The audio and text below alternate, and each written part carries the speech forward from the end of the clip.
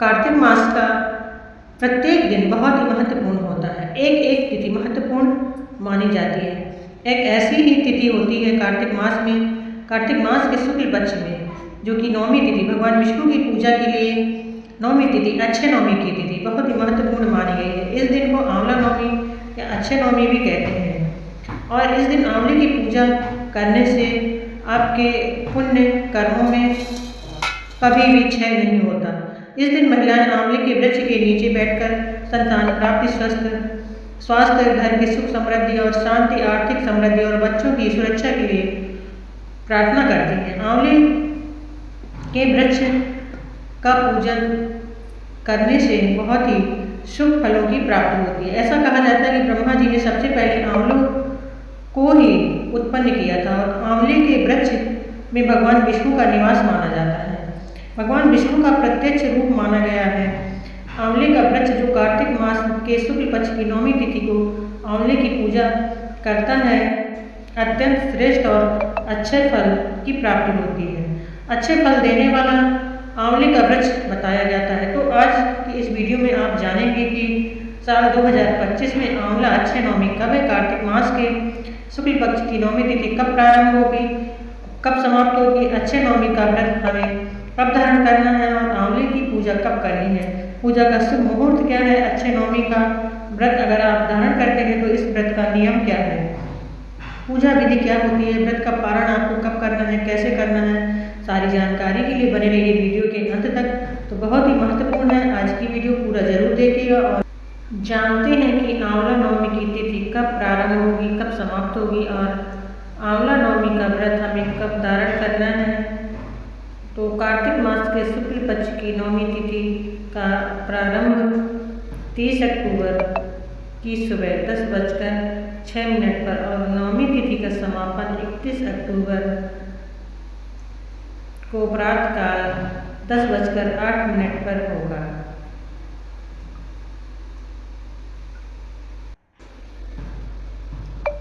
ऐसे में सूर्योदय कालीन तिथि के अनुसार अगर देखें तो 31 अक्टूबर को यानी कि शुक्रवार के दिन आंवला नौमी मनाई जाएगी।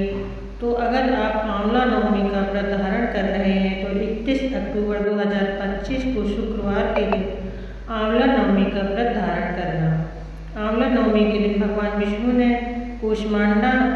कूष्मांडक नामक राक्षस का वध किया था। यह भी माना जाता है कि भगवान कृष्ण ने आंवला नौमी के दिन कंस का वध करने से पहले 3 वनों की परिक्रमा की थी। इसलिए आंवला नौमी के दिन मथुरा वृंदावन की परिक्रमा की जाती है। कहा जाता है कि इस दिन जो भी व्यक्ति मथुरा वृंदावन की परिक्रमा करते हैं उन्हें वैकुंठ लोक की प्राप्ति होती है, भगवान श्री हरि विष्णु के लोक की प्राप्ति होती है।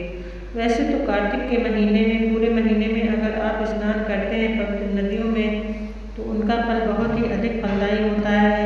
लेकिन अगर पूरे कार्तिक मास में आप किसी भी नदी में स्नान नहीं कर रहे हैं तो मात्र नौमी के दिन स्नान करते हैं, उससे भी आपको अनंत पुण्य की प्राप्ति होती है। इस दिन आंवले के वृक्ष के नीचे भोजन करना और भोजन पकाना, ब्राह्मणों को भोजन कराना और फिर स्वयं आंवले के वृक्ष के नीचे बैठकर भोजन करना, इससे अनंत गुना पुण्य फलों की प्राप्ति होती है। ऐसी पौराणिक मान्यता है। इससे आपको उत्तम स्वास्थ्य की प्राप्ति होती है और सकारात्मक ऊर्जा की प्राप्ति होती है। श्री हरि विष्णु की माता लक्ष्मी की विशेष कृपा के पात्र आप बनते हैं। अगर आप आंवले के नीचे ब्राह्मण को भोजन कराते हैं किसी भी प्रकार की कामना से, चाहे संतान प्राप्ति की हो, चाहे धन प्राप्ति की हो या फिर अनंत गुना पुण्य फल की प्राप्ति की कामना हो, निश्चित ही भगवान श्री हरि विष्णु की कृपा से पूर्ण होती है। आंवला नौमी देवउठी एकादशी के 2 दिन पहले मनाया जाता है। ऐसा माना जाता है कि अक्षय नौमी के दिन ही सतयुग की शुरुआत हुई थी। तो अक्षय नौमी को युगादि तिथि माना जाता है और सच्चे मन से श्रद्धा भाव से भगवान श्री हरि विष्णु की आराधना की जाती है। बात करें तो पूजा विधि के बारे में, वैसे तो प्रत्येक मनुष्य आंवले की पूजा कर सकता है, लेकिन विशेष रूप से महिलाओं को आंवले की पूजा अवश्य करनी चाहिए। तो आंवला नवमी के दिन प्रातःकाल जल्दी उठ कर स्नान कर लीजिए और साफ स्वच्छ वस्त्र धारण करके आंवले के वृक्ष के पास जाकर विधि विधान से उसकी पूजा करिए। इससे पहले मतलब पूजा करने से पहले वृक्ष के नीचे अच्छे से साफ सफाई कर लीजिए। इसके बाद आंवले के वृक्ष के नीचे पूर्व दिशा में खड़े होकर जल और दूध चढ़ाएं।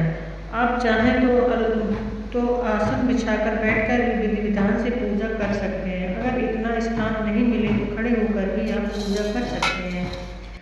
धूप दीप अर्पित करके विधि विधान से पूजा करें। पूजा पूर्ण करने के बाद आंवले के वृक्ष की आरती कीजिए।